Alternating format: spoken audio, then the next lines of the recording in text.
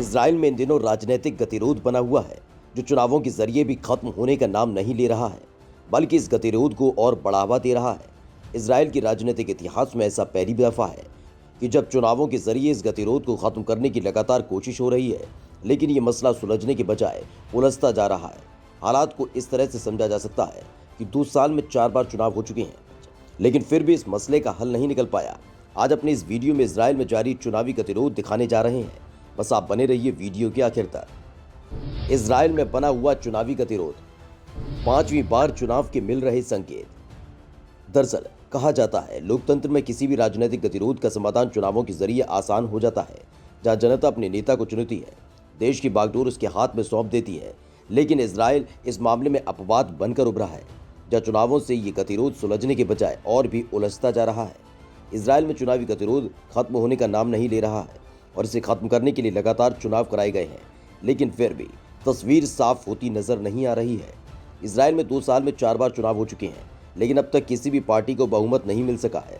बुधवार को भी संसदीय चुनावों में करीब 90% वोटों की गिनती हुई और इस काउंटिंग के बाद प्रधानमंत्री बेंजामिन नेतन्याहू का दल सबसे बड़ी पार्टी के रूप में सामने आया। लेकिन सिर्फ सबसे बड़े दल के तौर पर उभर कर सामने आया है, क्योंकि बहुमत भी बेंजामिन नेतन्याहू की पार्टी को मिलता नजर नहीं आ रहा है। और एक बार फिर मामला हंग असेंबली की तरफ बढ़ता नजर आ रहा है, जहां किसी भी दल को पूर्ण बहुमत नहीं मिलता। दरअसल इस बार जो वोटिंग हुई है उसकी काउंटिंग लगभग पूरी हो चुकी है और सिर्फ 10% की काउंटिंग बची है।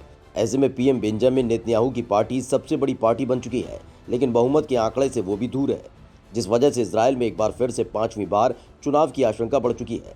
जिस तरह के हालात बन गए हैं, उससे प्रधानमंत्री बेंजामिन नेतन्याहू के भविष्य पर अनिश्चितता के बादल मंडराते दिखाई पड़ रहे हैं, क्योंकि 120 सदस्यीय इजरायली संसद में किसी भी पार्टी को बहुमत के लिए 61 सीटों की जरूरत है।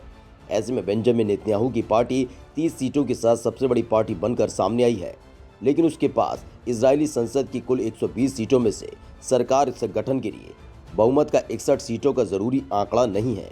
और ये हालात तब है जब इसी समस्या के समाधान के लिए इजराइल में पिछले 2 साल में 4 बार चुनाव हो चुके हैं, लेकिन अभी तक किसी भी पार्टी को स्पष्ट बहुमत नहीं मिला।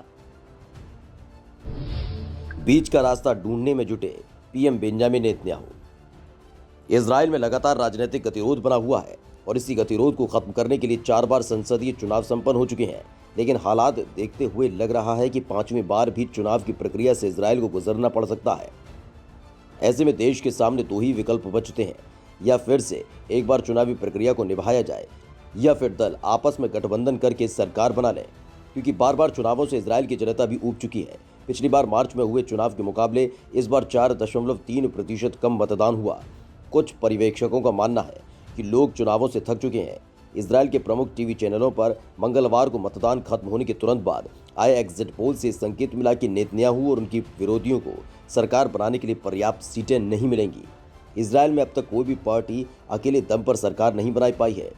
हर बार सत्तारूढ़ दल को अन्य पार्टियों का सहारा लेना पड़ता है। इस बार भी ऐसी ही स्थिति बनती दिख रही है।